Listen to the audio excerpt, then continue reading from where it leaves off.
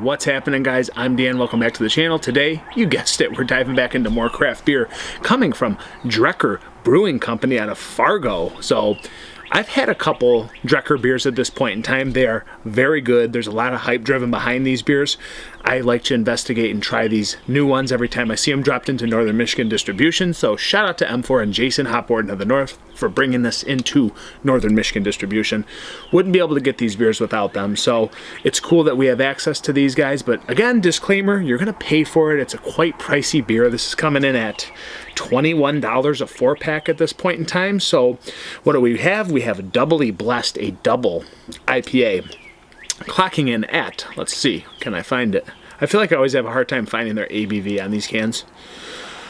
Little in that little glass. Wow, 8% beer, so not small, but I'm okay with 8%. Usually we get some good flavor in these Dipas, if you will. And I guess it's a Dipa. I guess I shouldn't assume things, but we have malt, pale 2-row, cariform, oat, spelt, and then we have hops, Cascade, Citra, Dorado, yeast, Helio Gazer. So don't know much about that as far as the yeast strain, but I'll pretend I do, and let's say this is going to be very good. So canned on 5/8/24, not bad, coming from Fargo.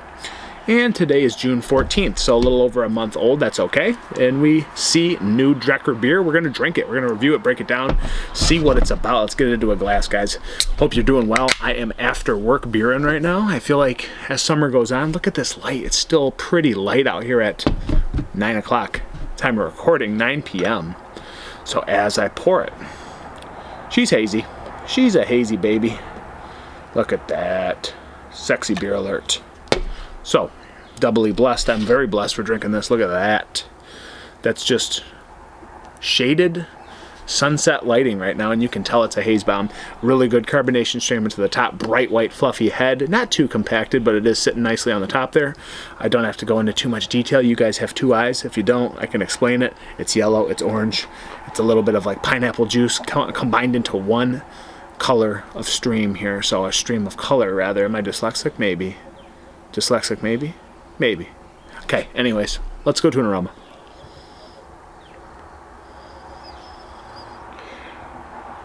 Tropical. Peachy. Got some nice citrus up front, too. I feel like it's a combination of many things. It's got a lot of bright aromatic, like brightness, as far as citrus, as far as stone fruit, as far as a touch of tropical, like I was just mentioning. Smells kind of sweet, like it's got definitely like a honey bread maltiness to it. It's on the sweeter end. It's still kind of piney. It's kind of hoppy in a delicate way.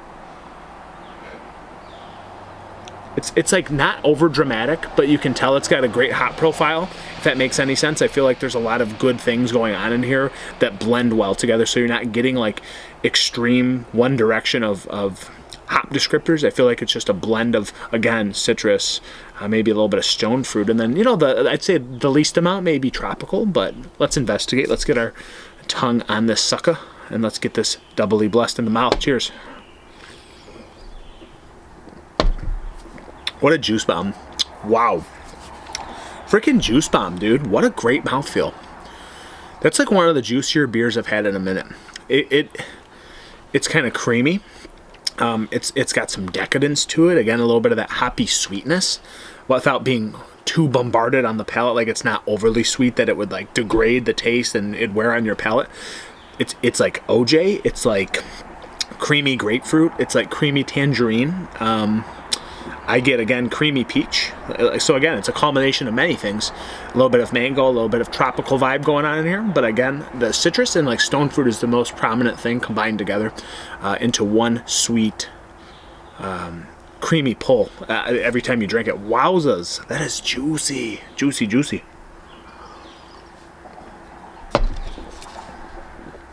What a great mouthfeel. I don't know how to explain it. It's almost like it's got a wheat character to it, like the way it's soft and decadent. Wow, can't talk today. Decadent. It's got a decadence to it. Like I said, it's almost desserty for a minute, but it's not that sweet. But it comes across as a juicy sweetness. And then it tries to round out on the back end, so there's a little bit of that grassy hop quality. really combining into an awesome drinkable 8% beer. Like I'm really astonished by the mouthfeel. Like I've told you guys there's creamy mouthfeels, but I've never had like a juicy, soft, creamy mouthfeel like in the way it is right now. Like I could see where they're talking about creamsicle with this sucker. I mean, somebody told me creamsicle potential on this. I don't get like a sorbet creamsicle per se, but I do get the mouthfeel being like a wheat-like beer while being still a hazy beer. And still being very light and frothy and foamy and soft.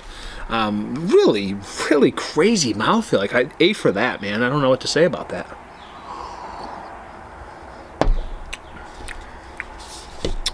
Lime, lemon, grapefruit. There's like a touch of like a soapiness. I don't know if I really like that part of it. I don't know where that comes from.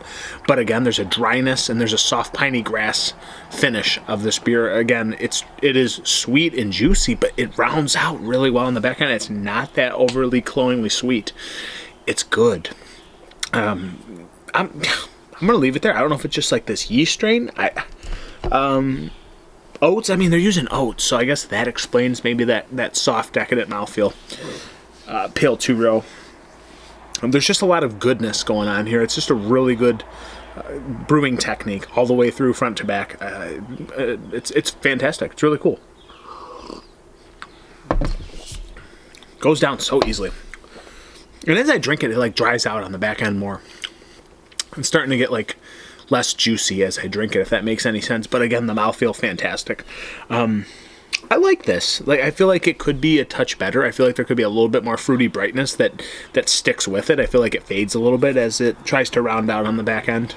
Gets a little bit forgotten. The first couple sips were like kind of astonishing. You know, you're adjusting, and then you know your palate adjusts and you start to lose some of those qualities of that like creamy creamsicle, you know, stone fruity thing. The tangerine. Grapefruit, it's just fading a little bit, but still really freaking good. I'm splitting hairs.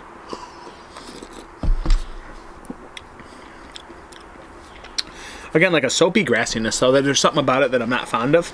There is one aspect coming out I don't like, but that's me just splitting hairs again. So rating, I'm going again. I've hit a lot of 4s lately, so I'm gonna go 4.01 because I'm tired of giving 4s on the dot. 4.01 out of 5, guys. It's the Drekker Doubly Blessed Double IPA. Highly recommended, but it is a little bit steep on the price point. But do whatever you want and drink good beer. And while you're here, cheers, Prosiamas. Remember that.